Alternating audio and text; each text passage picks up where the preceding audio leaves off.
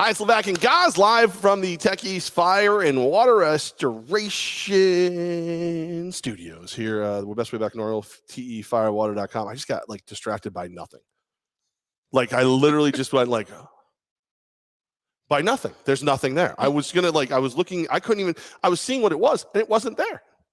You're distracted, Levack, because you and I had such great conversations before the show. Usually I'm all over social. I'm hitting the web. I'm doing this. You and I were just chatting up. I have a good feeling about today's show because already we had some great conversations before it all launched. We're getting a big hi from our boy Instacam. What up, boys? What up, Instacam? How you doing, man? Good to hear from you. Again, we're at Tech East Fire and Water Restoration here on Central Ave. Best way back to normal. Big old rainy cold snap on the way. Make sure that you are thinking of us because, hey, we're here for you 24/7. tefirewater.com. Man, so many things. I want to go this. I want to do this first. You said you were done with OBJ last week. You don't appear to be alone as he has cleared waivers. Officially, as much as 28 minutes ago, Ian Rappaport pulled the baller move of reported by me and Garofolo, but me. He has cleared waivers. I thought somebody would so $7.5 million you're on the hook for if you claimed him, right? Yes. But you could have him. He was yours. There was no negotiations. He was yours. You would have had to deal with him if he was going to be a little bit of a punk about it, if he didn't want to be in your organization. But I think after seeing the Raiders play in person without Henry Ruggs, and I know that they're, reportedly grabbing Deshaun Jackson, whatever. If I'm Kansas City or if I'm Denver, there's no way on God's green earth I let him slide to the Raiders. If I'm, a myriad of teams, a number of teams, I don't want him getting to Green Bay if I'm Minnesota. And I know that Justin Jefferson's wearing the free Odell shirts and all that. Even if I just do it to be a dick, I claim him. $7.5 million keeps my rival from winning my division. I would pay that. The reason he wasn't claimed today. I don't have that money. The reason he wasn't claimed is because he hasn't been good enough. That's as simple as it is. Over the last 5 years, since 2016 with the New York Giants, his stats don't add up. His production doesn't add up. His actual availability on the field. How many times our pal Derek Brown used to say this? The best availability is availability. None of that has worked in favor of ability is availability. You said availability is availability. Did I? Yeah. Which when I'm looking for availability is availability. Right. Which, if I'm being real, when I'm looking for availability, I do like it to be available. That's what DB said that point. It was the best ability is availability. And that is why I've always said about the Albany Empire, the best ability is sustainability. See what I'm saying? So I'm with you. Was that President George W. Bush right there? Can't get fooled again. It won't get fooled again. You can see it now. The best availability is availability. Twitter's going to light up. My favorite black shirt's a black shirt. Anyways, Odell Beckham Jr. makes sense to me why he wasn't signed because his productivity has not been there. Now I'm going to keep hesitating over every word now. But it is not there. Odell, and the reports that have come out, right? ESPN ran an article that said there was never any issues, never an issue between Baker and Odell. And the fact that Odell Beckham Sr. came out with that video was surprising everybody. There was an issue. Whether or not it was public or whether or not they even said it, his dad got access to the all 22s. The footage that the NFL guys used to break down. He had that. Okay. And I know there's ways for us all to get our hands on it and whatever. He was given what he had to run with it. He chose to run with it. I think there was something there. Whether or not OBJ actually hates Baker or anything else, he at least is going to use him as a scapegoat. He's his umbrella. Sure, yeah. And that's the thing. Maybe that's a business move by them. They said, you got to give us a new contract. You have to claim us because it's not us, it's them. It's Baker and the Browns and everything else. That report comes out. There's another report that had been all over the internet yesterday that Odell Beckham's team said, you better not be a team that stinks right now, or else we're going to have issues if you What are you doing? Imagine going to a job interview and being like, I know I'm interviewing right now, but you better not hire me or else I'm going to cause it. That's what he did. But it makes as much as how the message is portrayed means something to me. That's why claim him if you're Detroit. I know Dan Cable came out and said, we're not interested. Whatever. We're going to bite somebody else's kneecaps off, not OBJ's kneecaps. Sorry, pardon me. Why would you pay $7.5 million for OBJ? I saw some tickets. Okay, great. But why would you even do that? Because, sorry, my GM here at Tech East just high beamed us. And not in the cool way, ladies. Hello. Like, why would you do it? It's a waste. It's an absolute waste.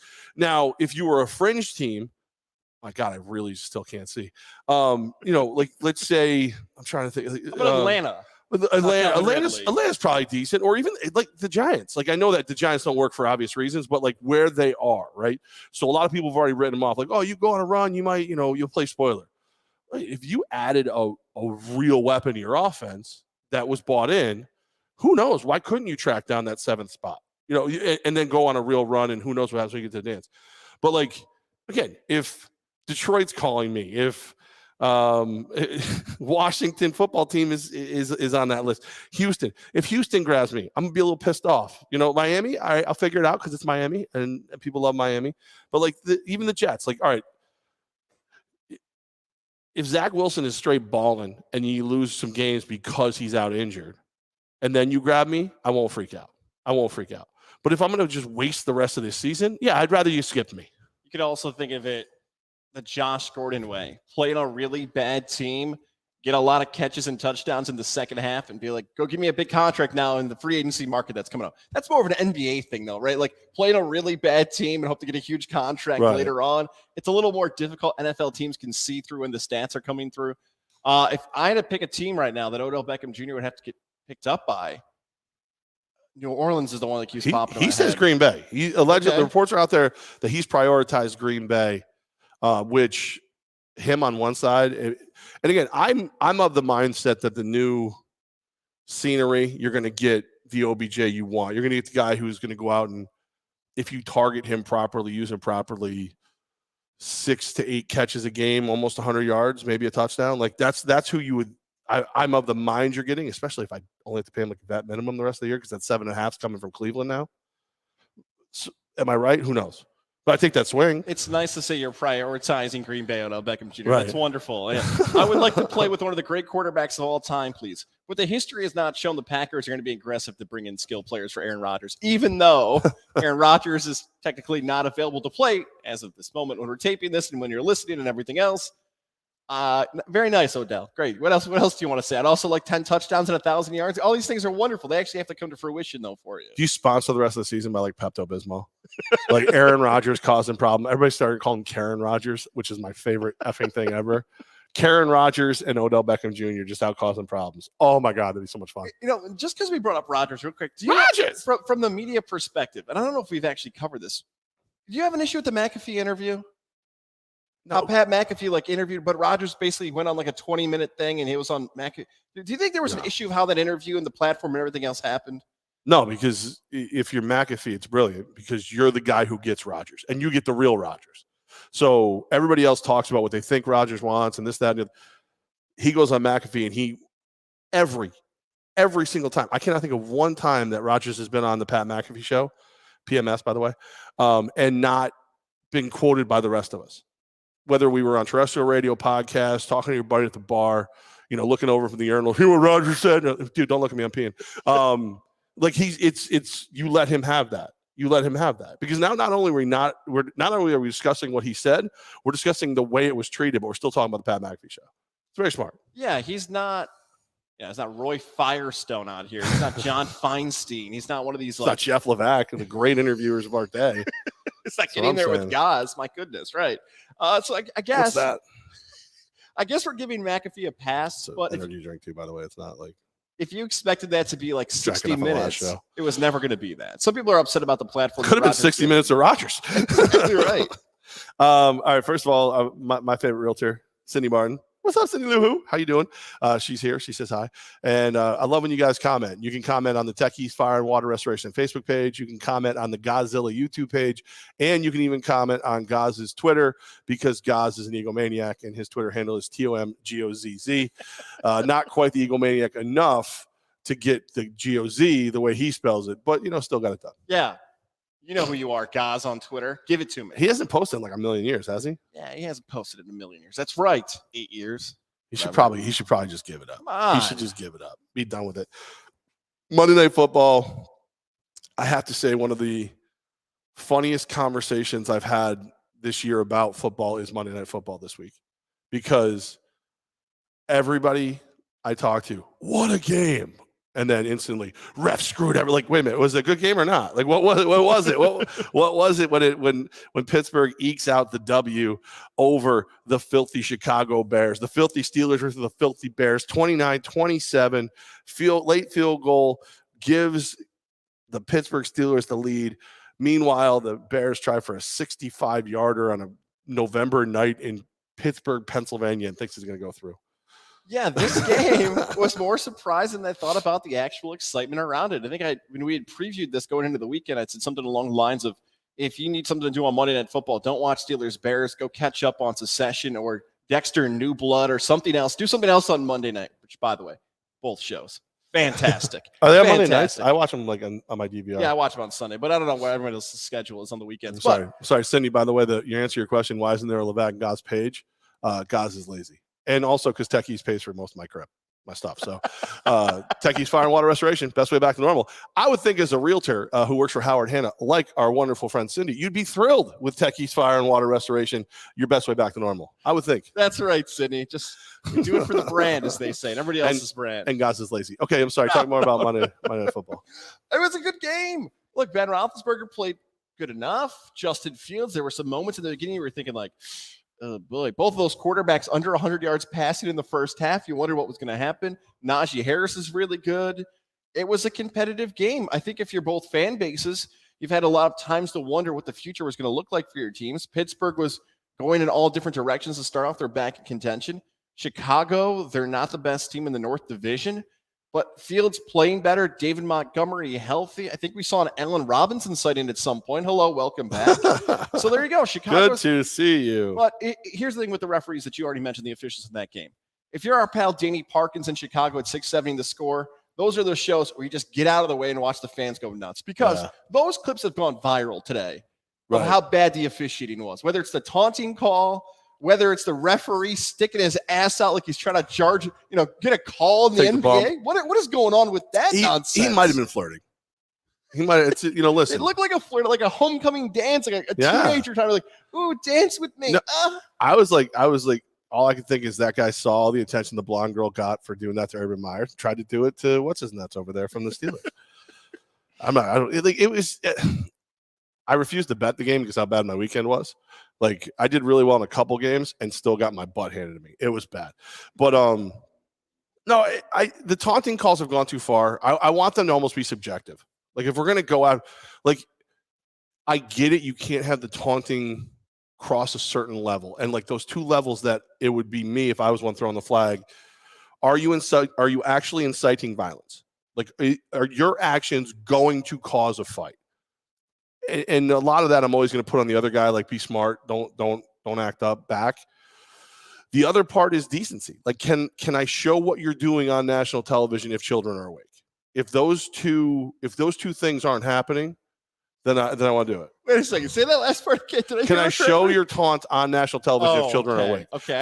I heard the ass part earlier. I'm like, what are you talking about that official? The official actually deserves a flag more than the Steelers did, because he was, he was shaking what his mama gave him. Right. Like, whatever.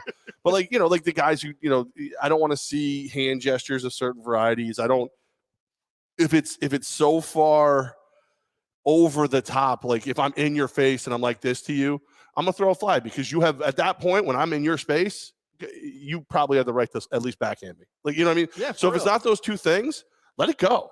Dude's jumping around. Like, he looked half like a kung fu fighter and half like a ballerina out there jumping around. I thought it was impressive. Well, it's credit to the Albany Empire and the league you guys are a part of, because you guys encourage that. This is entertainment. You're in the entertainment industry. That's what professional sports are. Let them be entertaining. And that's kind of the line that we've set with our guys all along. Like Coach Manaz and everybody, it's like, listen, be fired up, but don't get us a penalty. Like, be fired up, be crazy. Like, there were some games last year where, thank God for security at the TU Center and the off-duty Albany police that would stay in the hallway, because when they're back there getting ready to get changed, you never know what's going to happen because of the taunting on the field. But that's something that we know is going to happen, and we prepare for it. Jared Lozier, sorry. Taunting is football. All right. Let's go figure he thinks that. Proud sponsor here, Northeastern Insurance. Thank you for helping out. I love that. I love that dude. I love that dude. I love that dude. He's crazy. But like, his life is a taunt.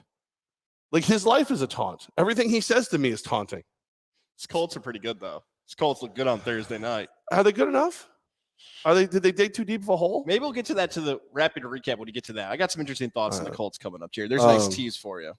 All right, so wait a minute. Here we go, Elias. So if I get taunted and then punch someone in their, it is their fault for provoking me. No, listen, the level of taunting is my thing, right? So if I'm just across the field, I'm like, you suck, ha ha ha ha. Like, all right, you punch me, you're whatever. But if I'm in your space, if I'm actively crossing that line where, maybe you even feel a little threatened in your taunt, or you say something about my mama, like there's lines. There's lines. I'm going to put some blame on both parties. I like L's comment there because that's an old school mindset he's had. Because you know what, his mindset ain't wrong. Yeah, it's like you don't dunk on us. Like someone in the basketball game goes out. I do a lot of basketball analogies early in the show here. Yeah. College basketball is full swing starting tonight. That's right. If someone tries to dunk on you or taunt on you or showboat, I like that mindset because older sports fans would say that doesn't happen against us because watch what's going to happen when it does. Dan Ladd is voting for you and I in 2024. Do we split the office? Like, are you vice president? We can talk about that. We'll see how the voting goes. I think you're the political guy. I think you should. I think you should because, not the same things he said, but I'd be a really good Trump-esque hood ornament for the office where I would just do things that people would pay attention to while you were actually getting things done. I feel like your name has to be on the top though because it's an American thing. Like even though your name's got a little French twist to it, those nice 4 to 8 letter names do well in elections. Right. And again, like I would be the loud one. I would get people riled up. It would be fun. People would love and or hate me, but they would always pay attention to me. Meanwhile, you're getting budgets passed. Yeah. Green/gas. You're figuring it out behind the scenes.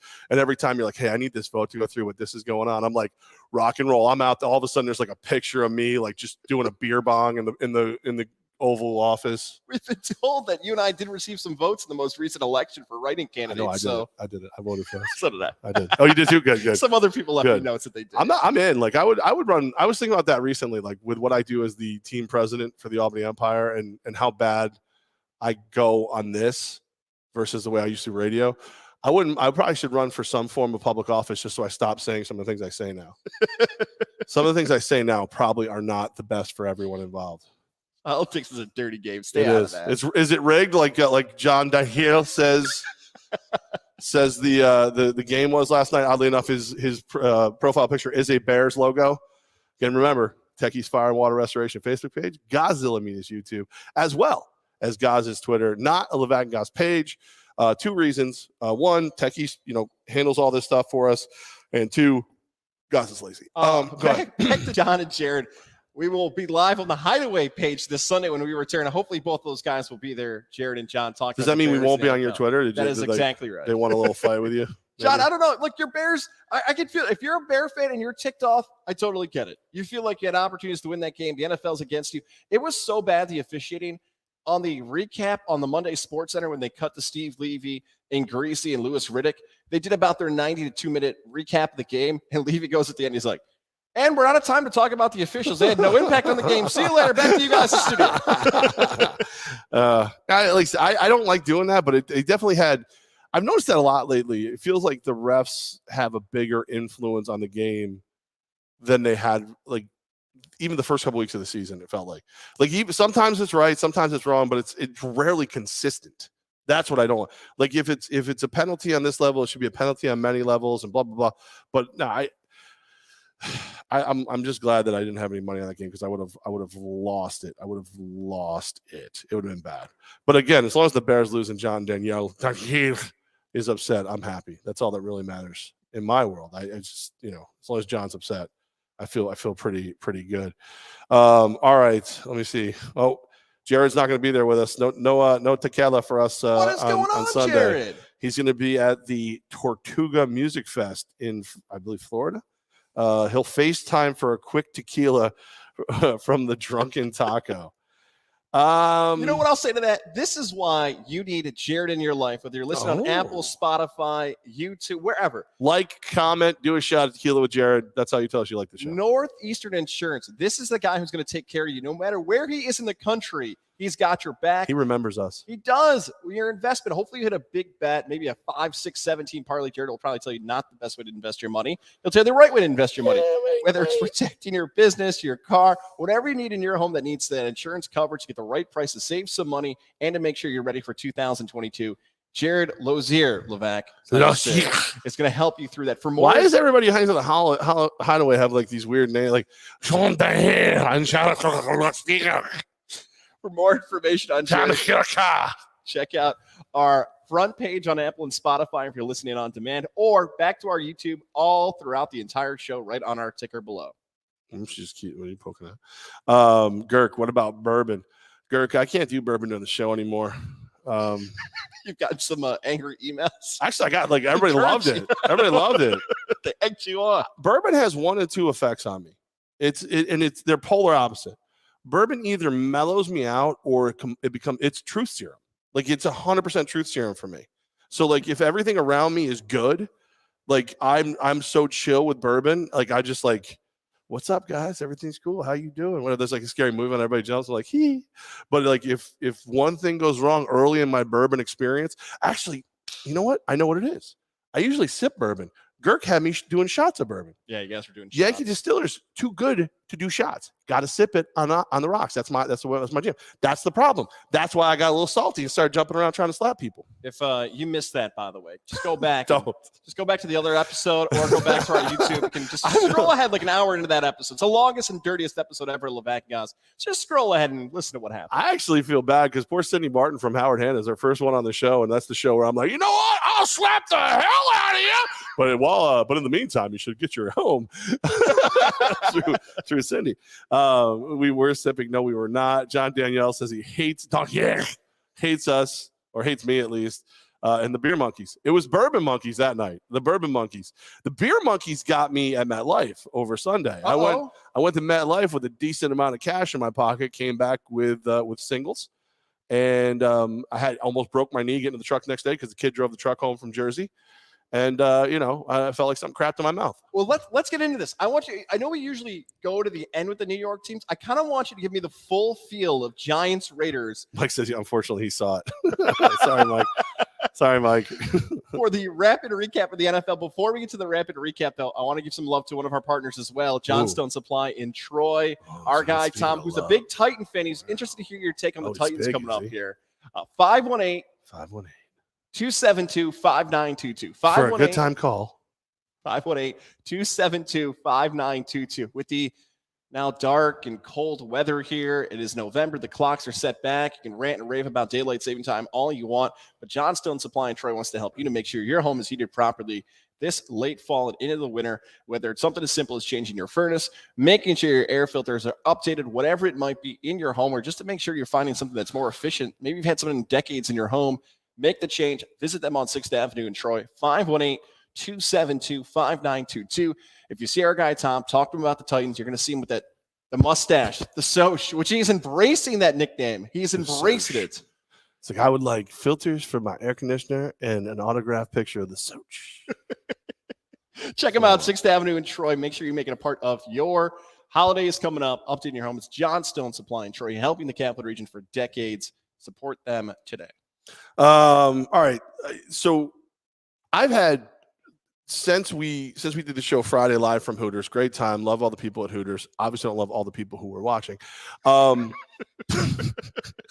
was one of those ones like, I think I'm embarrassed or I'm proud. I'm not sure. I'm embarrassed. Since then, the new dog, Camo, got sick. Ooh. So we had to figure everything out while I was at the game on Saturday for UAlbany, got their win. We'll talk about that coming up. Then we were home taking care of the dog. Had to get multiple people to visit the dog on Sunday because we went to MetLife. My daughter, myself, my friend Mike, his daughter Haley. We all went down to MetLife. They're both Giants fans. I'm a Raiders fan. Bells was an acting Raiders fan for the day. She's actually a Ravens fan. So the whole day I'm worried about the dog. She's worried about the dog, but at the same time, we keep getting pictures. He's doing good. Get to MetLife, and I find the one parking lot that is all Raiders fans. I was like, I think we'll park here. My buddy's like, well, you can keep looking. I'm like, no, this looks good. It's where I want to be. Silver and black everywhere. It was fun. No, it's just everything is, everything's expensive at MetLife. I legitimately have an $80 cheesesteak bill on my credit card. Oh, Yeah. I couldn't, you can't go back to your seat. You have to go to the bathroom. You're like, all right, I'm gonna grab a beer for me and my buddy. So this for the kids, and they're not kids, they're both, teens and 20s. And I was like, I want a cheesesteak. You can't just, I can't walk back to the seat, one cheesesteak. So now I got to buy 4 cheesesteaks. So 4 cheesesteaks, 2 beers. The kids got waters at this point. What's like $80? oh. The freaking beer monkeys got a hold of my credit card.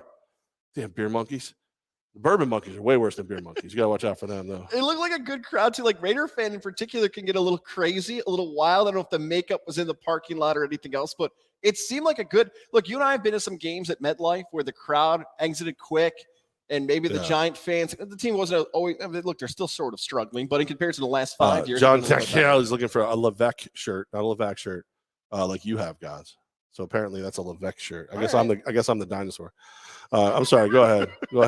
I was saying, how was the crowd overall at the game? Were New York Giants fans and Raiders fans still out supporting and everything else? Yeah. No, it was great. It was I want to say it was like 65, 35, 70, 30, something like that. There was a decent amount of Raiders fans. Raiders played like dog crap. Giants fans were relatively cool about it. A couple like Lindsay White's Back in the York Groove, terrible show on Godzilla Media about the Giants. Her family like doesn't ride the tailgate, so they were nice enough. They invited us over. They were all good to me the whole way. Before we went in, we came out, and you would have thought like she's doing like the 2 Wild and Crazy Guys dance from Saturday Night Live. Go look it up. And everybody's like, as I'm walking up, I'm like, yeah, we lost. Like, what do you want me to do? What do you want me to do? It's just hand me a beer, damn it. No, it was good. It was really cool. Everybody was polite for the most part. Like I've seen Raiders fans be real dickheads at games. I didn't see any of that. It was cool. It was a good time. I could have done with made my team not sucking eggs. The Giants, that's a huge win for them. You think about that. Your Raider team is really good. That entire AFC West, every single team is in contention for a playoff berth right now. For the Giants, why did I slap that so hard? I don't know. For the Giants, aggressive. I take this away from the game. The future of Saquon Barkley might be in more question now than ever before. Saquon Barkley's now missed 4 straight games for the Giants. They're winning without Saquon. Booker was a yard away from 100 yards in that. I was hoping for a stat correct in fantasy football, whatever. But Saquon, they're winning without him. And I know they did his 5th-year option, so it was a team option. He's a first-round pick, so he's going to be on the roster in 2022. More than likely, unless something else bizarre happens, which is not going to happen. But look, the Giants can start thinking about the future and wonder, okay, what do we do with Saquon? Our wide receivers aren't staying healthy, but we are finding ways to win. And Dave Gettleman, I know there's been some criticism. You and I have looked at some of the players they brought in. They always haven't been good. Some have been good. Xavier McKinney was one of the best picks Gettleman's had. He made a big play in that game. He fell to the second round. He should have been a first-round pick. The Giants are piecing this together. I think that game is far more about the Giants than your Raiders. Your Raiders had a lot of other things, and this has been the entire season off the field. And they're trying to piece it together, but that's a great win for the New York Giants over your Raiders. The fact that the Raiders, and I know that, again, the Deshaun Jackson thing is coming through, but the fact that they didn't claim OBJ has got to be the most damning thing. It's got to be the most damning thing about him. 2020 draft class of the Las Vegas Raiders. And here's the problem. Like, I like Mike Mayock. I was hoping he'd get a chance, but I feel like the 2020 draft class is a fireable offense. Henry Ruggs, first pick for the guys. He has been released. Damon Arnett, 7 picks later, 19th overall pick of the draft, corner out of the Ohio State University. Look what they teach him there. Released after brandishing firearms, and video was telling that he's going to kill this guy. Lynn Bowden was at a drug raid, was almost traded instantly to Miami, never played a game. So now your first 3 picks from 2020 are gone. Brian Edwards, there's some hope. There's some hope there. Tanner Muse, released, 0 snaps, 3rd round pick. 4th round pick, John Simpson, guard, starter, plays very well. Going to lose his starting job to Incognito when he comes back. And then 4th is Amik Robertson, who 169 defensive snaps. That is your draft. You traded Khalil Mack for basically Henry Ruggs and Damon Arnett or some variety of them, and you had to release them both this week. It's an historically bad class for the Raiders. Or lack of class, I guess some might say. Yeah, and you know what? No, I want to pick up on that right there because you mentioned Mike Mayock. If you just run through that and everybody sucked and they got burnt, 3 of those, are they Mayock's fault? Like the Ruggs and Arnett and Bowden thing, really you look at Mayock, it's like maybe I should have done more work, but that's not football stuff for the first 3. It's the problem is that he reaches, right? So if you're going to reach, you have to be right, or at least you have to be right more often than you're not. So he reaches on Henry Ruggs. Henry Ruggs is CeeDee Lamb's on the board. Jerry Judy's on the board. On and on. All these guys are on the board. He reaches on Ruggs, but Ruggs was starting to come together. I could give you a pass on Ruggs. I don't, if you can predict a guy is going to be that selfish and stupid and do what he did, so be it. But Damon Arnett, he said we had significant worries about his character already. So you reached on a guy, and you were already worried about him. So that's bad. Lynn Bowden was interesting too because he was kind of like a factor back almost player. Brian Edwards was one of those guys. I remember everybody going, great pick there. Tanner Muse, we can say what we want. I remember a lot of people like that pick too out of Clemson. But like those two guys, like especially Arnett. But Arnett this year, Leatherwood, like I love that he marches the beat of his own drummer. Like if I'm just gonna have a guy who's gonna pick whoever everyone, Mel Kiper, Todd McShay, Mike Mayock of years past says is the best play. Well, then why do I need a GM for draft day? I can just pull up, ESPN's best of, like the ticker. We need a tight end, and this one's good, and like you just do that. So, but the Arnett, I would love to see him get a year without Gruden and see what he does, because I don't know how much is him and how much is Gruden, but I don't know if you can. I don't know if you can keep him when your entire 2020 draft class is basically gone, with the exception of basically 2 dudes, 3 dudes. And you got to figure it out mid-season. This is not January, although it feels like it with it getting darker out. This is mid-season. The Raiders have to piece this together. Well, yeah. So I feel good about that. That's good. What do you want to do? Let's continue to roll through the NFL. I think we're doing well here. We can go back to it. You know what? You mentioned the Giants. I just want to go to another New York team because this is where it should lead off. Bills Mafia. Bills fans. How dare you do that to my survivor pool? I had 10 people left, and I took the Bills. Come on, Buffalo. Wow. Levack, that is, Urban Meyer is now a 500 coach since he had that situation with the girl. Wherever that finger went, it's into the win column. Good for you, Herb. That game, Buffalo, Bills Mafia. You've only beaten one team with a winning record so far this season. Again, that finger, one. The Bills performed as stinky as that. I got concerns, Levack. Right. They were the Super Bowl favorite going into that game, and they got beat by Herb and company. And that's not like the Jags played great on offense. Trevor Lawrence got hurt at one point during the game. Robinson's – that's all on Buffalo. Well, the other Josh Allen. Like there was Josh Allen on Josh Allen crime. It's so funny. Like the guy who the defensive lineman that Jacksonville gets, and I remember everybody made the joke about Josh Allen hopes he never sees that mother effer again, like ever. Look, they uglied up the game. Buffalo clearly took them lightly, but they also played like crap. Buffalo seems to throw a stinker out there though. I'm at the game. I finally look up at the scoreboard like halftime, and I'm like, what the F? Are you serious? It's 6-6 right now. Like what is going on here? And I have not watched 1 second of that game because there's nothing about a 9-6 Jacksonville over Buffalo win that I need to see. Like, you ever do that? Like you're like, everybody's, oh yeah, but what about this? What about that? Nope. Don't need it. Don't need that. There's not enough space available in my cranium to fill it with that crap. And to go on at that point, watching on Red Zone as I usually do, I thought, all right, I got to go back and watch some plays here for this. Nothing. Like there was no highlights to go back and watch in Buffalo, Jacksonville. And Bills fans, I know you guys are passionate. I know you guys love your team. Please stop bitching on Twitter about the officials. Stop. I know there's some offs. Everybody in every sport blames the officials. I know we just came off the Bears thing. Everybody. But Bills fans, please, with the false starts, it's Jacksonville. You want to complain about Kansas City? You want to complain about New England? Go right ahead. Stop it with the Jacksonville stuff. That is not the reason you guys lost. That's one of those ones where like you make the joke like, listen, I know Buffalo's good, but how are they going to beat the team and the refs? You should be able to do that to Jacksonville. That should happen. Yes. I like Instacam. I like how he calls you Tom. I don't like. I think he's like the only person I know that actually calls you Tom. Tom, I just want to say that I was rooting for Buffalo that game. I don't know what the F happened during that game. It was disappointing. Cam just wanted to get his point out. I like Cam right, usually Cam. shows. No, you're right. Usually shows up at the shows. So thank you, Cam. Yeah, it was 6-9. Just terrible. So Giants overachieve, win 23-16 over my beloved Raiders. Buffalo underachieves, loses 9-6 to Jacksonville. And then as the jaw-dropping what the F continues, I look up, and at no point were the Cincinnati Bengals in the game against the Cleveland Browns. There may not be a bigger indictment against Odell Beckham Jr. than the fact that the Browns go out there and handle business 41-16. Just handle it. Run the ball. Like they had such a big chub out there. Run the ball. I was waiting for my phone to blow up at like 2:30 or 3 when you saw the score at MetLife to say, remember when I told you Browns would be better off without Odell? And I never got the text. Thank you. I think you already knew from me watching the score. Because I had already cried into my phone. It wasn't working. Denzel Ward, our guy Trout's a big Browns fan. Remember when everyone booed him off the stage at the NFL draft because he wasn't Johnny Manziel? He wasn't a quarterback. He wasn't. Everybody wanted to boo Denzel out of the building. What a terrible pick. I remember we were at KDO Burns and people thought it was like the end of football when Denzel Ward was picked.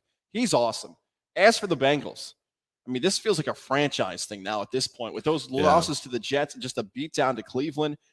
We mentioned this about the really good divisions. The AFC North is a bunch of teams that can make the playoffs, but Jamar Chase and Burrow, we always go back to them, but now they've got some issues on defense. They got to start finding some players on defense. The offense is fine. They got to get somebody who can tackle, cover, not get blocked. The point on defense is not to get blocked, by the way, Cincinnati. Try to get in somebody's way on defense. Well, the offensive line wasn't great either. No. 5 sacks is a lot of sacks. Is it possible that we just jumped the gun on how good Cleveland is? Like, Cincinnati. Cincinnati is exactly where they should be at this point in their maturity. They looked really good early, and we're all like, they're great. It's here for Tigers. They're great. I just think, Cleveland finally looked like Cleveland's supposed to, and apparently Cincinnati finally looked like Cincinnati was supposed to. But that was straight ugly. Just ugly for Cincinnati fans. And John Daniel, seriously, Bills fans, have you seen the Bears games? Nobody watches the Bears games, John. It's actually what they do to punish criminals. Like, it's bad. They make them watch Bears football. It's really upsetting. Rolling on, the cluster F that was this weekend continues. The Dallas Cowboys 8-0 against the spread. They are now 8-1 against the spread as they lose 30-16 at home against the Denver Broncos. This is one of the classic games of the year where you wonder, something's broken, right? On my television, you mentioned like the scores at MetLife. You're looking at like, that's got to be a misprint with the D's up there. Denver looked like a team that has never taken the field this season in comparison to their games previous. They whooped Dallas from start to finish. You've said this before, too, that every NFL team has a stinker, like one really bad game. That is the game for Dallas. That did not look like the Cowboy team that I told you sitting here last week. I told you the Cowboys were the best team in the NFL. Nope, not after that. No, everything was a mess. Dallas fan, just burn the tape, run away. And for Denver, I don't know if you've got any more left in the tank. Melvin Gordon was good. But boy, I think Mike McCarthy's a joke. Mike McCarthy's an absolute joke. He might be. I don't know if he's the worst coach in the NFL, but he's got to be in the running. He's terrible. He's leaving Dak in when he shouldn't. He's an absolute freaking joke. One more time for the last 3 years, you and I have been doing this. Lincoln Riley, can you just bring that? Anyone, right? You. Lincoln Riley's got a backup quarterback. Where they're talking about the best player of the backup. That's how good he's making the backup look at Oklahoma, who's an 18, 19-year-old. Just put him in Dallas and see what he can do. I can't even. I'm so frustrated with McCarthy that I can't remember the offensive coordinator's name. Kellen Moore. Just promote Kellen Moore. Yeah. Just do it. Just do it now. Why not? Everybody else. Otherwise, somebody else is gonna. Like, if I'm USC, I'm looking at Kellen Moore going, wow, that offense is still good in spite of Mike McCarthy. What's up? What you doing, man?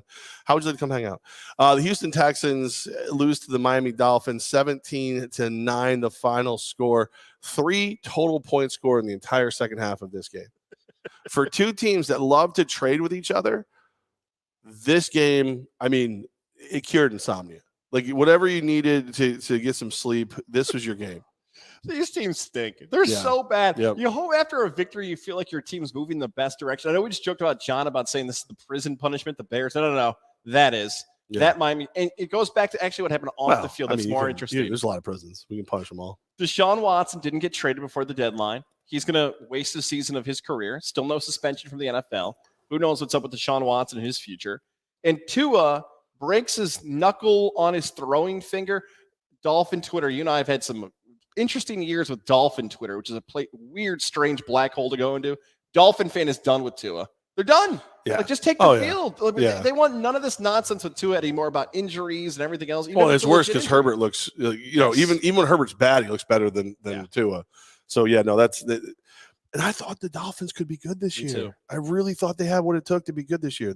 Oddly, they didn't agree. Another game I looked up and went, what the 27-25, the Falcons in New Orleans beat the Saints. Look, the first half, the Saints weren't even freaking competitive. They weren't even competitive. They had a hell of a fourth quarter to make this thing close. 27-25.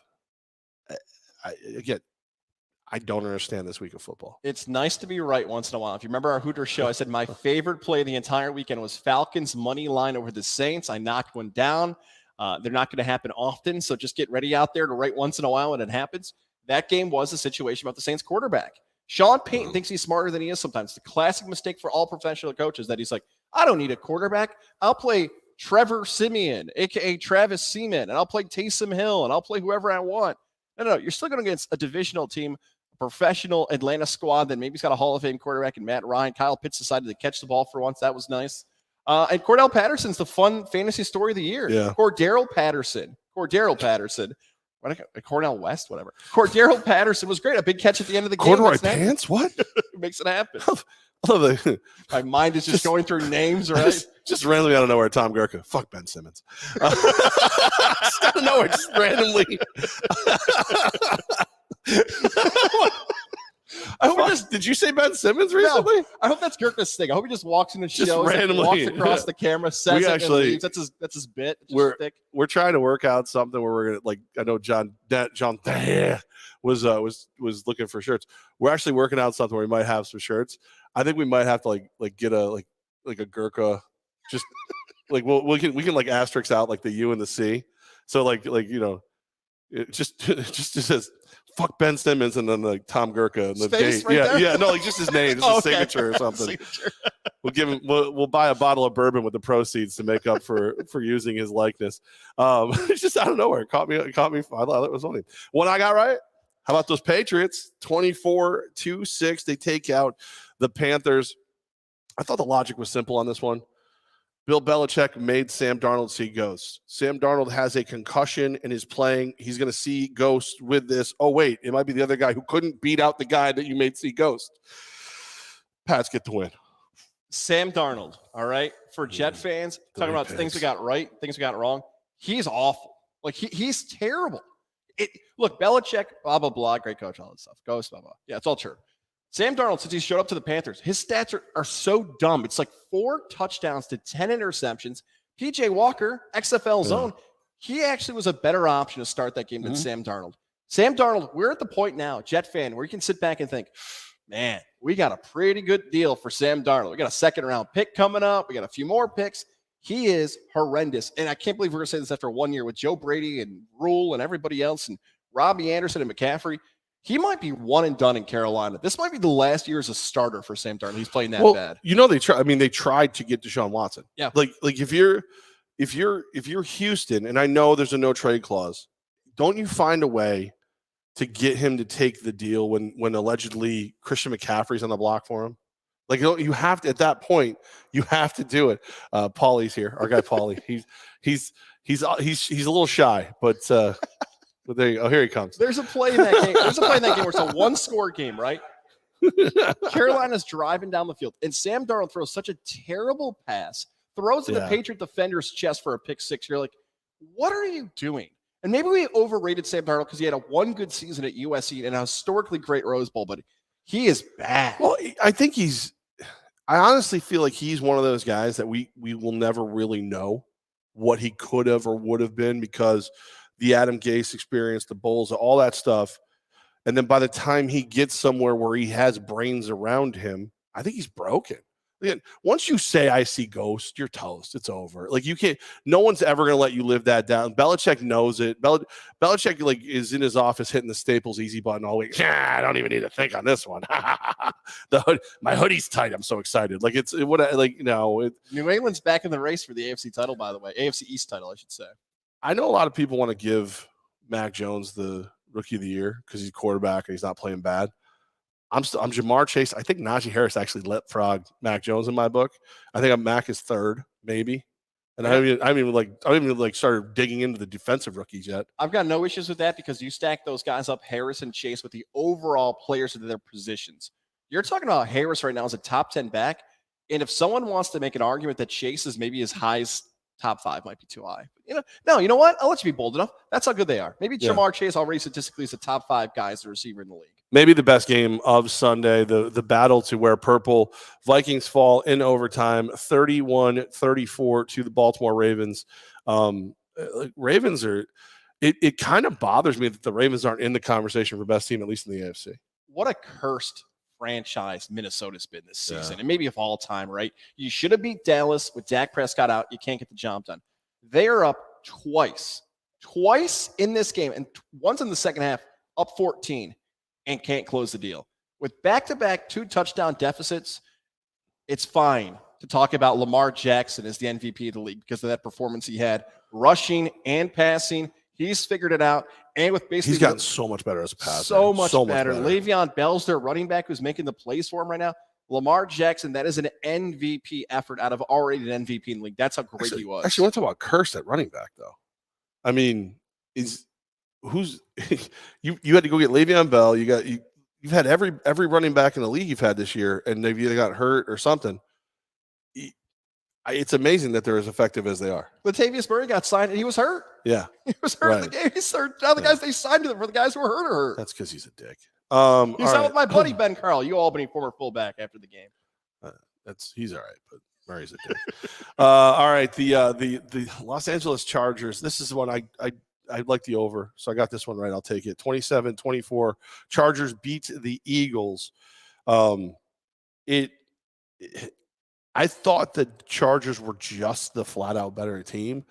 Eagles have got some fight in them. I know there's people who don't like Sirianni. I know there's people that are pissed off. I know Girk is pissed off because Carson Wentz looks good elsewhere.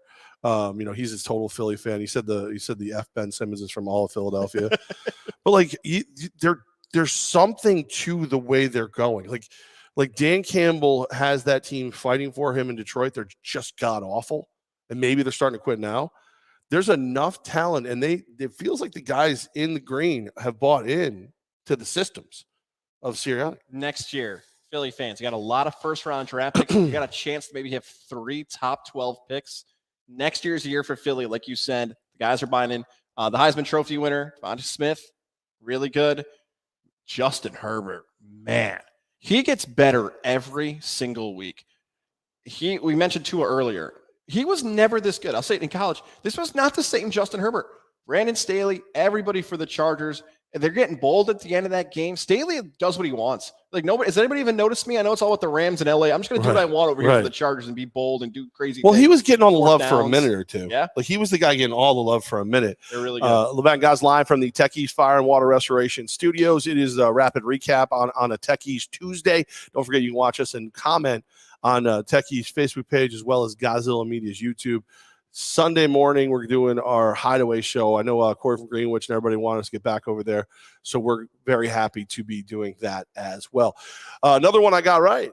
Didn't look like I was going to get this one right. I took the Pack plus the 7. They end up losing 13-7 to Kansas City, but I will take the cover. Jordan Love gets his first touchdown in the NFL, and somewhere, everyone in the Green Bay front office is trying to figure out a way to either vaccinate Rodgers or get the league to accept the fact that immunization, even though he was being a little coy with it, is good enough. I feel like I've ripped enough quarterbacks during our rapid recap. I should just lay off Jordan Love. But that Kansas City defense is bad. And we've talked about this probably a bunch in our rapid recaps. He looked lost. He looked like a quarterback that was playing against Mountain West and whack football for the last years in college. He played at Utah State. Couldn't find anybody open. Had no chemistry with the wide receivers. They tried giving the ball to Aaron Jones more, but Kansas City said, fine, try to run against us. We're going to test the rookie, basically he is a rookie, and see what he can do. Couldn't do anything. Credit to the Packer defense. Right. They held Mahomes in check. Travis Kelce gets in the end zone. Kansas City's got some issues with the running game. Green Bay's defense was fine. Wasn't as exciting as a game as we had hoped for, but it's not Jordan Love. I know it's one game. I should probably back off a little bit, but he just looked confused and lost. Like you said, Levack, get that vaccination while he's sleeping. Just put him right in the arm real quick. And I'm not one of those guys. Like, honestly, maybe I don't understand the science enough to tell you. Maybe I should be more upset. If I'm vaccinated, I don't really care if you're vaccinated because my understanding of vaccination is I'm about as protected as I'm gonna get. So I guess it helps when all my older relatives are already passed. So it's not like, what if you bring it home to grandma? Well, if grandma's in the house, then we're talking about some George Romero freaking zombie shit. And I'm more worried about that than COVID. But so maybe that's why I can be so cavalier with it. I don't know. But I just we're not Dr. Levack and Dr. Goz. If you come to us for health advice, doctor. I think there's better places to go to health advice than That's us. right. Health advice. We're here for our. I'll give you health advice. What do you want to know? Give me a question. You guys message me in a question over there on Dr. Levack. Yeah, Dr. Levack.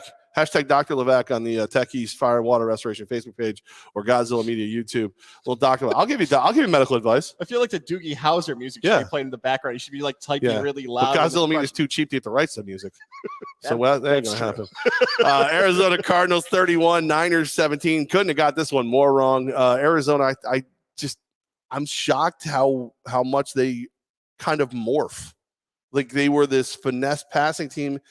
Now all of a sudden, James Conner, and they've got a power run base to them now. Is Cliff Kingsbury actually a good head coach? Yes, I've got the most I've gotten wrong of anything in the NFL is how much better of a coach Cliff Kingsbury is than I thought he was. Credit to the GM for the Cardinals too for forming that roster. Chandler Jones, the all-time sack leader now in Cardinals history, underrated still out in the desert for everything that he's done.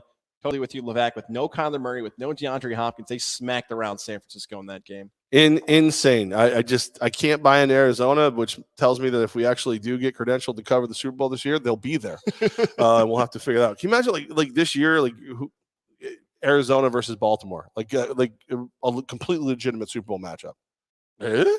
All right. So the last game on the slate, the Tennessee Titans go to the Rams. Speaking of games I got wrong, Rams are just better. And just Tennessee jumped on them and whacked them.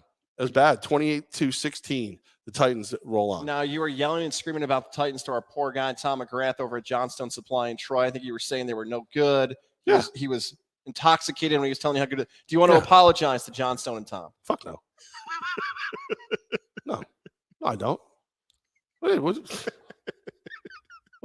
No, why would I? He wouldn't accept it anyway. He's busy stroking his mustache all awkwardly, trying to sell people really high quality stuff for their homes. Ladders, that's right. Great prices. He's like, I got great prices and awesome quality stuff here at Johnstone Supply. So I can rub my mustache like I'm a drug dealer, and it doesn't matter because I'm a high-standing member of society now. Mike Vrabel, also a really good head coach. Derrick Henry, don't need him. Adrian Peterson. Derrick Henry not needing him is the messed up part of this. Right. Not having Derrick Henry was a legitimate MVP caliber player. At running back, had to be considered for MVP. He's gone, and they keep winning. And the Rams, I still think, could be the best team in all of football. But Jeffrey Simmons did his best Aaron Donald impersonation, and Aaron Donald was still good. Adrian Peterson, you're like Frank Gore, and you're also like Paul Rudd. You're getting better looking as you get older. You look slimmer. You look smaller. You look like you could do more sit-ups and chin-ups. Did you see the warm-up photos? He was for his first practice with Tennessee. He's out there with a dip in his mouth. He's running around. True story. Adrian Peterson's running around with chewing tobacco in his lip. I don't know if it's a single digit that made you look slimmer too. Good for Adrian Peterson. He's a freak. Yeah. He's just not human. Jeffrey Simmons, 3 sacks, 4 quarterback hits, 6 total tackles. Aaron Donald, best player in the game, 4 tackles, 1 sack, 2 quarterback hits, which is a nice stat if Jeffrey Simmons isn't destroying. And you never slide over protection. McVay, you were my bet. You were my only hope. You were a great coach. Now I got to go with Kingsbury. He's the best coach now. It's ridiculous. Who's better, Titans or Arizona? No power rankings unless you want to do them. But who would you say is better right now? Wow, you're going to make me pick between the 2 ugly ducklings, huh? I know. I'll go first to let you think. I would go Arizona because they have one more victory. And I'm more impressed by no quarterback, no wide receiver than no running back. Arizona's win is more impressive. They've got 1 less loss. So I would go Arizona 1. Oh, man, saying Tennessee is the best team in the AFC still feels weird. But they've done it. They've beaten Buffalo. They've beaten LA, who I know is in the NFC. But I would go Tennessee 2, Arizona 1. First of all, I'm shocked that we're not getting flooded with medical questions for me. Here's the problem, right? Because I'm not a Ryan Tannehill guy. I don't believe in Ryan Tannehill. He's been great for them, but I just don't believe in him. Kyler Murray is a better factor quarterback, and as long as Kyler Murray's on that field, I think it's Arizona. But I can't help but feel like Kyler Murray is just one good hip shot away, one good helmet to the quad, and we ain't going to see him the rest of the season. So I guess I'll go Tennessee. I don't feel good about it. I still would much rather see Buffalo, LA in the Super Bowl. So good. I'd Buffalo, rather see Tampa. LA in the Super Bowl. Whatever. Tampa, they suck. I got a future wager on that. Brady versus Buffalo one more time. Come on. I don't know. Tampa. Whatever. How dare you talk about them? They didn't even. How'd they do this weekend? They didn't even show up. They didn't show up. Tampa. Man, I got. That's a tough one. Weird week. I'll start hitting the books and getting ready for next week. I'll make sure I tweet out my Thursday pick. If I feel like it's of any value. I didn't tweet out any picks from yesterday because I could not wrap my brain around how bad I did. Luckily, like I went big on the plays I really liked. I went big on, so like I did okay like as a whole. But my grade had to be subpar at best. I don't even know what it was. I just know it was. That's what it was. I'll let you know this Sunday at the Hideaway when we preview our Week 10 games, give all those picks and everything else. Baltimore at Miami for Thursday Night Football. Baltimore at Miami. I mean, what would you lay on that? Hold on, I'm not gonna let you see. Baltimore, Miami. I would. Okay. It's Thursday night. If this was a Sunday game, probably 10.5. It was a Sunday, but it's why? But it's Thursday. Okay. If it's Thursday, it's probably like I'd say like 7.5 Baltimore. Why? What would it be if it was a Sunday game? Sunday would be 10.5 because you had a short week, less time to prepare, stuff like that. Yeah, less 7.5 Baltimore. Hey! 7.5. That's what. Yeah, early line. Look at you. I think I'd probably buy it down to 7. Just call it a day. I don't know if that's a sure bet. I don't know, but I know what a sure bet is for you. It's my friend Cindy Martin. She's an awesome realtor. I love her. She is part of the Jen Karam team with Howard Hanna, works with the best buyers and sellers. And right now the market is extremely low in inventory. People call me about my house, which my house needs all the love. And that's how much the inventory is down. So while you're buying a home or selling a home, you want to make sure that you got Cindy because she works with a network of the greatest mortgage professionals, the greatest inspectors, and local attorneys there to help you through the whole process. She's a member of the leading RE, which is the top real estate companies in the world. So people moving into the market, she'll work with realtors outside the market. People here who are relocating, she will handpick you a great realtor in another market, work with you the whole process, get you where you need to be. She'll help you do everything you need when your house. Cindy Martin is amazing. She works locally and globally. She does whatever needs to be done to get these houses taken care of for you. And again, her team is phenomenal. She doesn't charge to help you with out-of-market buys and sells. She just does her normal thing. Local sports fan, one of my favorite all-around people, one of the nicest people you'll ever meet, and 100% the person that will be selling my house when it's time and helping me find my next home. I'm close. I got a little bit more to do, but it's like exciting now because I don't have that headache. I have the right realtor. It's Cindy Martin, Cynthia Martin at howardhanna.com. That's her email, Cynthia Martin at howardhanna.com. Call her now, text her, whatever. Even if you're just thinking about buying the house, she'll take great care of selling a house or buying a house. 518-932-5558. 518-932-5558. Cindy Martin from Howard Hanna. She is awesome. Awesome. Some would say awesome sauce. They would. Awesome sauce. Yeah, I don't know who those people are, but they would say that. She's good people, great stuff. Make sure you get a hold of her. How about UAlbany? Hey, we're on the board, How about that? Victory. How about that? Up 20-0, late in the fourth.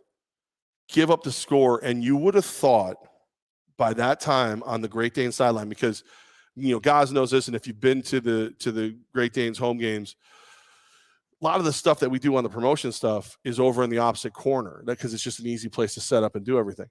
But now, like, all my promo stuff is done. We've done the punt, pass, kick. We've done all the things. So I'm now over in the sideline just milling about with the guys. Like, I'm behind the players, not in the way. When they give up the late score, it was almost like they lost the game. They were so pissed off that they didn't get the shutout that they deserve with the way they were playing. The ball bounced against them the entire first quarter, and somehow they withstand that. They got it done, and they moved on, got the win.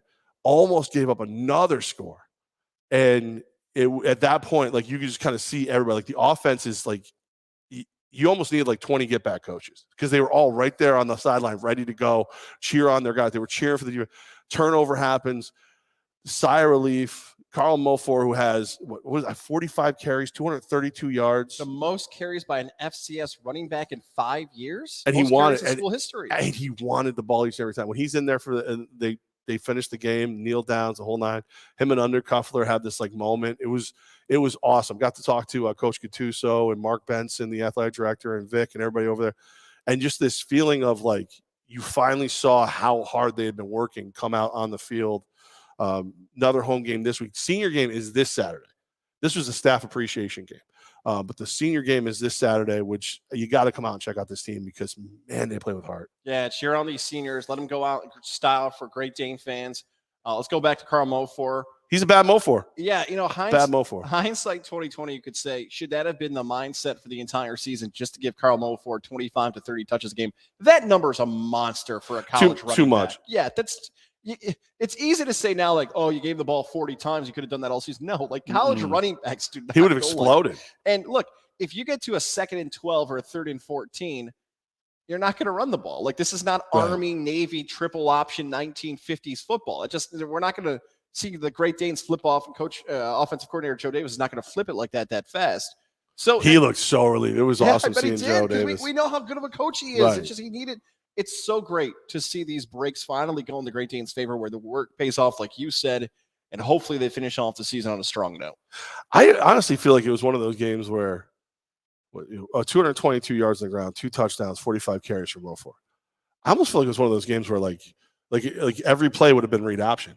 Because I think if you drop back to pass, Mofor would have grabbed the ball in your hand and ran. He wanted that. He wanted the ball. Like there's times like you see great players take over. Like no matter how great your team is, like there's that moment where you see it. And there was just like it was almost his will versus the entire will of New Hampshire. Like and everybody played great. I don't want to give it all to Carl, but when a guy has 45 carries like that and over 200 yards and everything else, you get a little extra love. And I gotta be honest, like every game this year, I've given him a fist bump before the game, fist bump after the game, and just every time, like I was like, dude, you're gonna get it. He walked by me, he's like, I got it. I was like, yeah, like let's go. It was cool. He's a really good dude, and he's one of the guys. Remember, Gattuso said for years, he's a draftable NFL player. Like he is a guy who could go play fullback. He can catch the ball. He hits like a truck. He hits harder as the game goes on. He might be, what do you think? 6th, 7th round, undrafted, gets in, but I think he's going to be on a lot of teams' radars. I hope he gets an opportunity to get something. This is one of these situations where if UAlbany was winning more games, more eyes would be on him scouting wise and everything else. He might have to be a guy who gets to get the Jaquan Green situation where he's got to hop on a training camp squad, ball out in training camp, hope he plays well in the preseason, hope he makes a 53-man roster. That might be his route. It's tough to say this in November 2021, but he really probably would have been in Alliance American Football XFL guy. Well, remember, and the XFL is coming. So there you go. That might have been his spot. I don't think he's ready quite yet for the Empire. I think he's probably going to give you guys a pause for a year or two, but the recruiting can always start. If he eats well and takes his vitamins, we might give him a shot. All right. We'll consider it. We'll consider it for him. What about your my Syracuse Orange are on a bye? Yeah. And now coming up, they get the rematch with the Louisville Cardinals. And if you know Syracuse Louisville, you know about doesn't usually go well for you. No, they got a quarterback this season named Malik Cunningham, who was going viral this past week because of how fast he was coming out of the pocket. I'm like, oh no, not again. Please no, I don't need that. Syracuse just 1 win away from a bowl game. And if you've seen the spread opening for this game, it is a 3-point spread in favor of Louisville. The game's on the road. I don't need another game-winning kick by another team against Syracuse. I've seen enough of that. One more victory. Come on, Syracuse. Garrett Schrader and that big old beard. I'm not shaving until Syracuse loses again. I'm going to grow out my beard like Garrett Schrader. Are you allowed? Orange. Are you allowed? My wife chopped off the mustache and the sides, but close enough. Close enough. You hear me? Can you call Chad Trout and Tim and everybody over at the Hideaway? I think John Dial is getting a little too deep into the Miller Lights. He's feeling himself on the comments. Is this the Tom Goz Kozlowski and sidekick Jeff Levack show? What? John, be better. Come on, John. I I know you're a Bears fan, but you at least, I mean, what? I want Trout to start screaming at John again. That's what I want to see. Yeah, that's the thing. Hideaway. Like if John is at the corner of that, so here's what John does during the hideaway shows. We're downstairs or off in the corner doing the show. He will sit with his back to us, watching us on his phone at the bar. He won't sit near the show. So like, I assume that he's sitting there getting faced right now at the hideaway, about to pour himself into an Uber and be on his way. But if Trout sees him out of control, Trout will push his ass in that Uber and make sure he gets home safe with love. That's right. And more reasons to be at the hideaway this Sunday. 11:30 to 1 and hanging for the Bills-Jets game. Halftime of that, I'm sure we'll have some awesome prizes. Yeah. Oh, will we? I don't know. Probably. I might be able to find us something if we need it. Okay. I have a couple things later on if you want. All right. So that's good stuff. We got what is this? What is this right here? I have Empire News. You do, Levack, but before we give some Empire News, I want to give some love to our friends at Mohawk Honda. November is here. The inventory continues to be great at Mohawk Honda. Wherever you're listening across upstate New York, do yourself a favor. Stop at a Mohawk Honda. Get yourself a new ride. And maybe trade in. Kelly Blue Book offers going on right now, so you can walk off the lot with money in your pocket and a vehicle that you want for the holiday season. Maybe you bring somebody else in, your wife, your fiance, whoever it might be in your life. Take care of the niece, the nephew, the son, the daughter. There's a great Christmas or Thanksgiving Day gift for you. A new ride thanks to Mohawk Honda. Shout out to our guy. You buying people rides for holidays? You better. I've known you for how many years? You ain't bought me a ride. You better. You say what's up to John because John's went through some things over in service, being Dude. hugged by random strangers in Panera. I didn't want to send the clip yet. I feel like it's too much for him right now. I looked up at Goz's car when he pulled in, and I'm like, he's missing the molding on the driver's side of his windshield. Like, it's just missing. Like, it's just. So I'm like, how long are you missing a piece of your car? Oh, forever. I don't even know what happened to it. I'm like, do you know what I'm talking about? And he knew, which was like impressive because normally you'd be like, because Goz will agree with you just to get the conversation over with. Like, Goz, I can't believe that your car's on fire. I know that happens. Thank God we're at Tech East Fire and Water Restoration. And they'll like walk away and it's not on fire. But no, he knew. So he's known there's a piece missing. And you just saw John over at Mohawk Honda's service department. And you did not tell him that the molding is missing off your car. There's like, that's there for a reason. It like keeps it quieter. It's aerodynamic. Hasn't he suffered enough? Hasn't he suffered But enough? you know he's going to have to fix it eventually. That's the thing. And that's why they're great at Mohawk Honda. Whether it's Greg Johnson, Cam McKenna, Lindsey Harrod, the entire crew, Hot Sauce Doyle, anybody, they will always, whether they like it or not, go out of their way to please you. The worst part is John likes helping you. I don't understand it. Gurka says Trout is a sexy man. And John Bacchiel says, you know it. He is sitting at the bar. He bookended the LOLs. LOL, you know it. LOL. He is getting faced on cans of Miller Lite at the bar over at the Hideaway. You know what I want? So if you get an Uber call to the Hideaway soon as a driver and you're nice enough to check out Levack and Goz live, just say hi to John for us. You know what I'll do? John, here's what I want to have happen. I don't want you to leave the Hideaway. I want you to stay there for 5 days. If you can give me 2 days, I will personally show up and do a live stream of you from the Hideaway for 24 hours, camped out before we show up on Sunday. Consider that. Ask somebody at the bar if you can camp out for 5 days. I'm surprised my phone, one of our phones is like Chad or Trout or anybody, Mac over there. Guys, don't do that. Don't do that. Especially Trout. Don't do that to me. Trout's a diehard Ohio State fan. First person to start mocking me about Damon Arnett. I'm like, really? He's an Ohio State player. Of course he sucks. Of course he's crazy. They're going to find out Sunday that I offered that. They're going to say, guys, you can politely leave. There's the door. Get the hell out. They might drag your ass. All right, Empire News. Enough stalling for you. Tell us. You teased us on Friday. You left us hanging for days. All right. Before I give you, because I'm not even supposed to do it. I was going to say, can you? Sometimes the tease can't pay off because of legal stuff. No, I'm not supposed to, but I'll tell you anyway. But I just found out there'll be more news on Thursday. Even maybe bigger than that. I don't know, maybe bigger, depending upon your thing. No, I can't. I mean, I can't tell you that local businessman Mike Corder is not the majority owner of the Albany Empire. Whoa! I can't tell you that because it's not like the press release is due to come out tomorrow. So I can't tell you that the owner of Tech East Fire and Water Restoration, South Colony grad, all around great guy locally, donates to many charities, sponsorships for local sports. I can't tell you that he decided to go all in, and become the majority owner of the team. I can't tell you that our guys Ron Tradico and Nate Starling Jr. down in Florida said, go with God, my friend. You take over the majority share. We'll be here to support you. It's yours.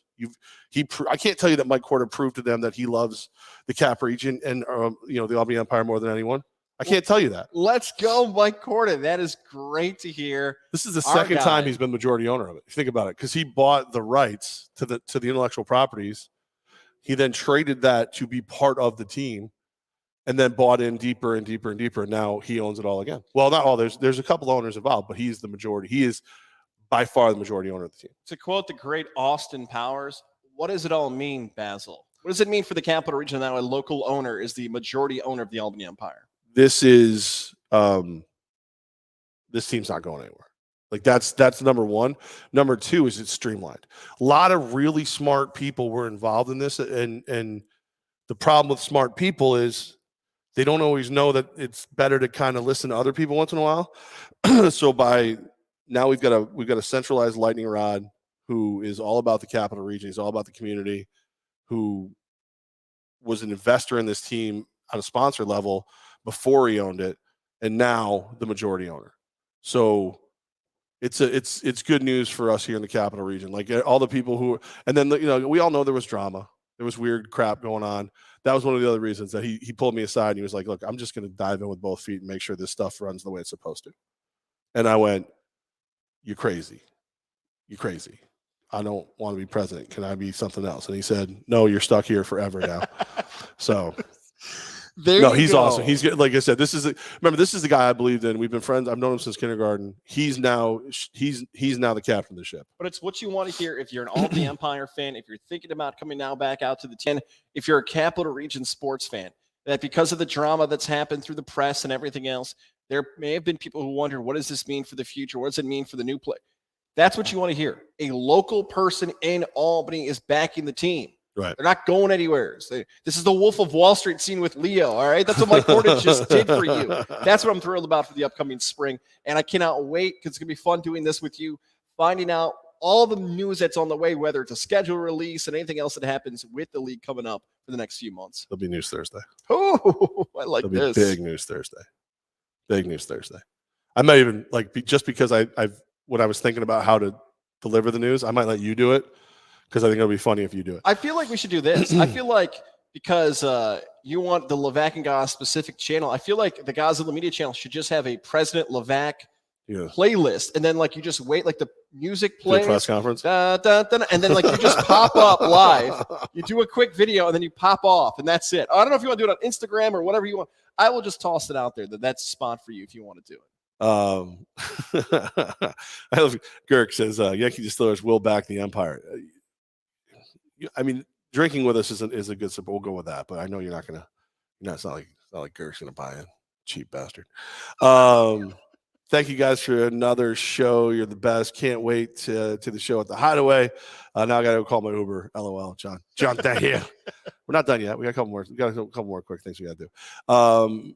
It's exciting because look, it's just one of those things. It's streamlined. It's easier. The energy's back, and it's going to be fun. It's going to be a lot of fun. It's going to be a lot of fun. Non-traditional headlines? Anything you want to do? I got one other thing I want to get to. Before we get to that, it's a big night tonight in local upstate New York sports. 3 teams, Siena, Syracuse, and UAlbany basketball all tip off tonight. I kind of want to get a thought on the season coming up. Before we do that, there's some wonderful people we want to acknowledge because some people might not be able to stay up till 9:30 tonight watching all the great Champions Classic action in the Garden. Levack, how do people get a better night's sleep? Well, it's fairly easy. You watch some crappy football games that involve the Bears. No. Actually, I just talked to Lorianne from the Integrative Sleep Center in Boston Spa yesterday. Love Dr. Dreher. Love the Integrative Sleep Center in Boston Spa.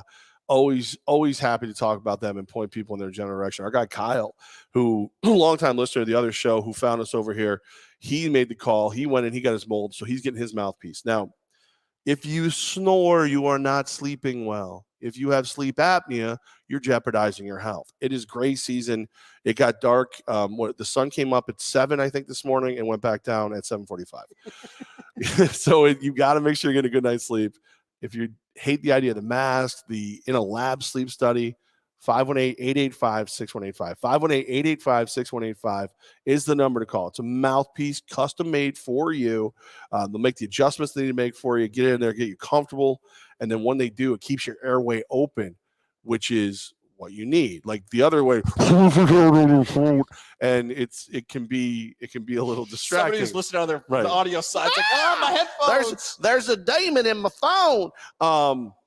But the bottom line is the mouthpiece is the way to go. It's worked for me for years. I love it. I fell asleep without it after the Raiders-Giants game, woke up with a sore throat. And when I say woke up, I wasn't really sleeping. So last night when I went to bed, like I fell asleep at halftime of the football game and then woke up at the very end real quick, saw it out the corner of my eye, and I was out the rest of the night. It was beautiful. 518-885-6185. 518-885-6185. The Integrative Sleep Center in Boston Spa with Dr. Fred Dreer. They're helping me sleep better. They're going to help you sleep better too. This is a compliment to UAlbany and Siena basketball. Upcoming tip-offs tonight for both of those teams. Siena and UAlbany is going to feel like Kentucky, Duke, and Kansas this season. Why? You don't know who the hell's on the team to tip off the season. Like Kentucky, Duke, Kansas, Carolina, you know the teams we're talking about. We're like a whole new freshman class comes in of players that are going to be professionals soon in the NBA, and you look down and like, who's 15? Who's 22? You don't know who's on the team. UAlbany, because they have a new coach, Dwayne Killings, and Coach Carm with all the transfers and players leaving. Both have 9 new players on each roster. Are there like 11 people on the roster? 15 if you count 15? walk-ons. Right. If you count walk-ons, Levack, that's half the team is completely new players. So I feel like this is a cop-out, and probably Capital Region sports fans want better answers than this, but this is the honest answer. I don't know what the hell is going to happen. The coaches love to not announce their starting lineups. Like it's just like a tradition in college basketball. Don't announce your starters. Michael Kelly had a nice piece on that, which is bizarre. But look, I don't think Coach Carm or Coach Killings actually know how good these teams are going to be because he doesn't know how they're going to mash and mesh all those words together on the court upcoming this season. Or if they're going to work well together. I mean, we don't really know. Right now we're trying to figure out because we have Tech East is a sponsor of Siena basketball now. Tech East Fire and Water Restoration. So we have like sweet seats, which again our offices are in the TU, so I can just walk through and they're lucky that we decided to buy seats. I could just do what I want. It's my house. I just imagine you like sting up in the rafters watching the game, eating popcorn way up there. There's Levack. I actually have that ability. No, so we'll probably be at that game. I know somebody from here will be. It's just now we're all fighting over who gets to sit in at the first game. But it's just exciting to get everything going again. I just want to point out too that Girk said Yankee Distillers is in. They want to talk. They want to be part of the team. Local backs local. How about Cindy Martin, part of the Howard Hanna team? Cynthia Martin at howardhanna.com loves the Empire. It's funny. We met her at the Pink game, and now for Siena. But I always think of the first time I met her as an Empire thing because she might be. It's like her, Paulie Walnuts, and a few other but she's not weird like Paulie Walnuts. She's just a great person who happens to love the Empire. She says she's in. Listen, I'm telling you, man, catch the wave. The Empire is about to get big. Like we said one and not done, but we got Coach Johnson, our offensive line and defensive line coach. He's been doing the hashtag with our shields. And you know me, I love history stuff. Do you know what that's from? Do you know what it means? I assume something from Braveheart. Shield. Believe in the shield. Roman Reigns, Seth Rollins. When Roman soldiers would go out to battles, their family would say, "Come back with your shield or on it." Oh, that's great. I love that. Because line, if you drop your shield and run from battle, you ain't welcome home. So either come back with your shield because you won, or on it because you died fighting. So hashtag with our shields is kind of becoming our thing. We're pretty excited about it, and might be going. Look at Jared Lozier. He's like, I'm at a concert, but I also want to back the Empire. Look at these people. Look at this. Yes. And then out of nowhere, just got Corey from Greenwich. Hi, guys. Ghazi, last time we heard from Ghazi, you were coughing up a lung. And are you COVID-free? Where will Odell go? First of all, last time we heard from him was at Hooters, and he sounded fine. Some other jerk was doing shots of bourbon and got out of control. I'm fine, Corey. Thank you for checking on me. Odell might have to work the farm with you. That's where we're at on that one. Sorry, I'm just trying to get everybody in to the show. Q's, how good are they? Over under one game, 1.5 games where I start complaining to you about Joseph Girard III. Under. Oh no, Lafayette as soon as tonight. I'm shocked you haven't done it now. I like JG3. No, that's the thing. Like him. He is the guy that you like the most, but like you're the hardest on, right? Yes, for sure. Right. Look, when you break down Syracuse basketball this season, those are the two guys who stand out: Joseph Girard III and Jesse Edwards. Girard III is a guy who's the greatest scorer in the history of New York State basketball at the high school level. It's not even an argument. That's how great of a scorer he is. The problem is you've got Boeheim Jr., you've got Buddy Boeheim, you've got Cole Swider, who are just gunners. You've got guys who just want to launch the three ball. Arch Boeheim? Arch Boeheim's not out there, no. She's not out. No, I said she because I was thinking of like Jackie Boeheim, Julie Boeheim. How other many Boeheims are out there? I know Buddy's got the twin sister who plays for Rochester. Corey Boeheim from Greenwich. From Greenwich, right? But that's the problem. Girard is a great scorer. Let's not get it twisted. He's an all-time great scorer. But is he going to take shots during Syracuse basketball games and be like, not you? No. Those three first. Jesse Edwards, developed in the offseason. Syracuse had a history from Ronnie Cycli to the late Fab Melo to Rakeem Christmas, Arenziano Waku, players who were good down low who became really good in all conference guys later. Jesse Edwards can be that player. That's the key to the season. Can Joseph Girard III find his role? Can the shooters for Syracuse live up to the hype? I got some issues with you, Kevin Sweeney, over at Sports Illustrated. What the hell's up with leaving Syracuse out of your bracketology? Knock it off, Sweeney.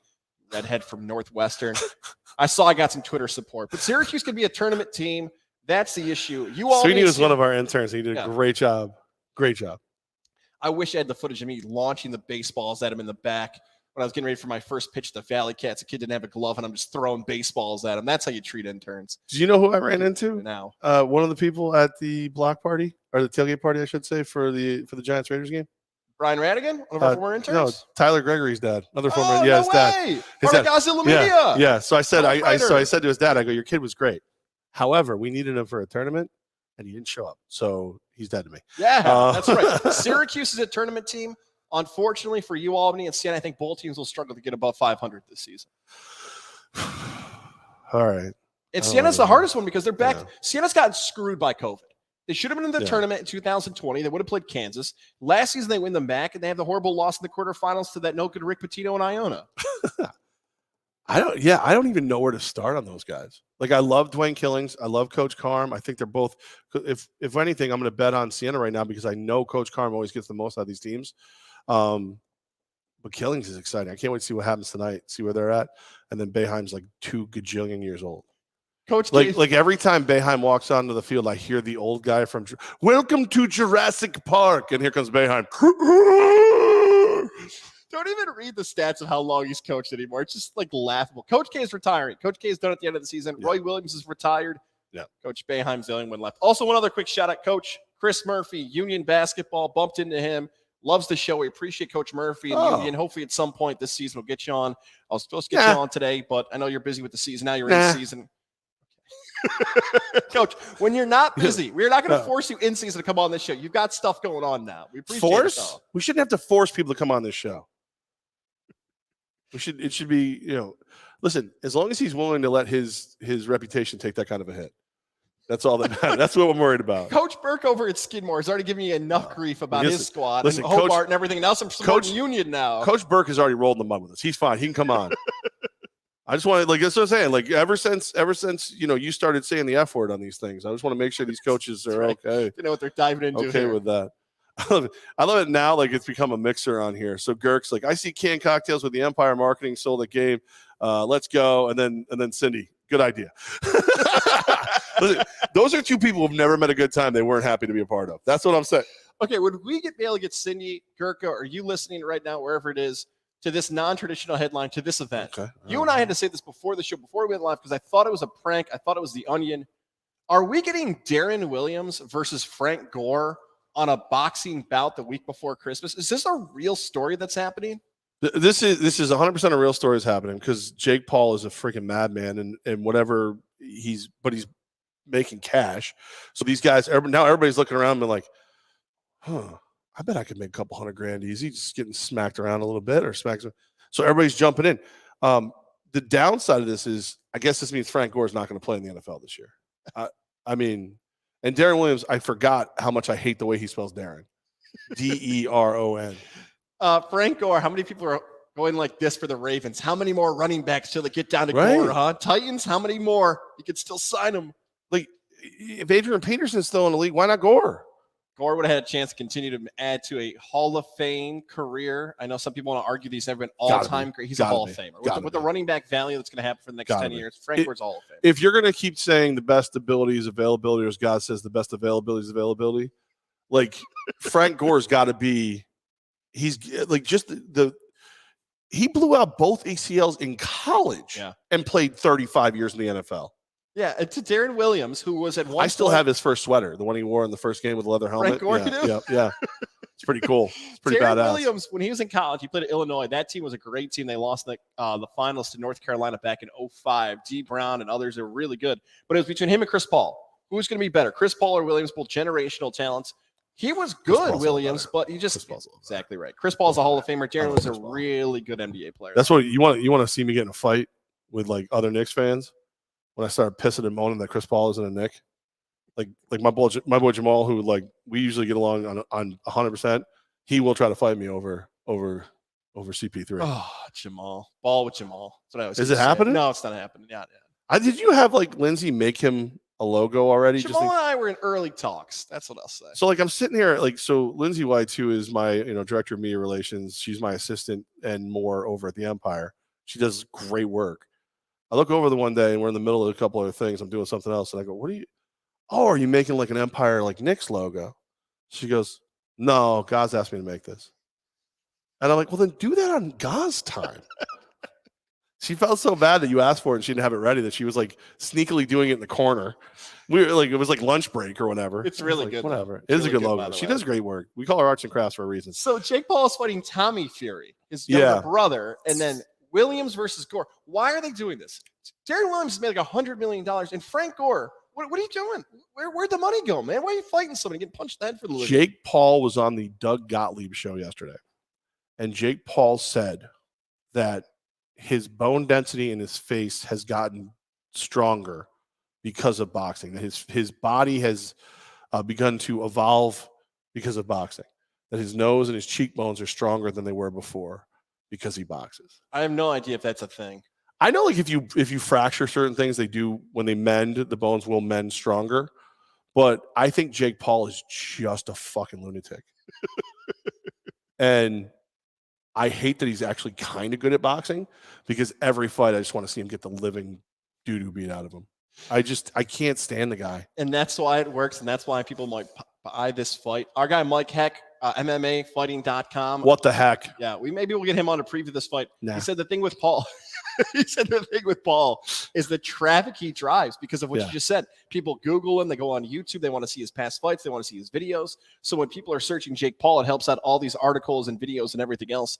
That's why it works. Tommy Fury of the Fury clan is going to destroy him. Like of all but Jake you just Paul love fights, you're such a stand, dare we say? Yeah. Like you just love him because he's the brother of your favorite fighter of all time. That's right. Yeah. So he's a trained fighter, Levack. He's a gypsy. You're giving me a YouTube star versus a trained gypsy fighter. Tommy Fury's going to destroy him. Did you hear the rumor about the Tyron Woodley fight? That Woodley signed in his contract that he wouldn't knock him down. That's why he backed off when he was on the ropes. God. Yeah. I'm not surprised by that, to be honest. I'm not. That's so dumb. I'm just saying. I'd just do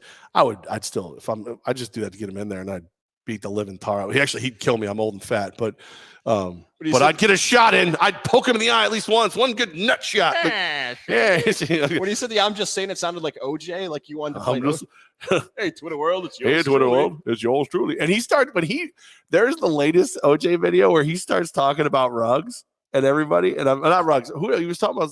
He's been talking about like every athlete and what he doesn't like that they're doing. And I'm sitting there going, "You killed 2 people, Juice."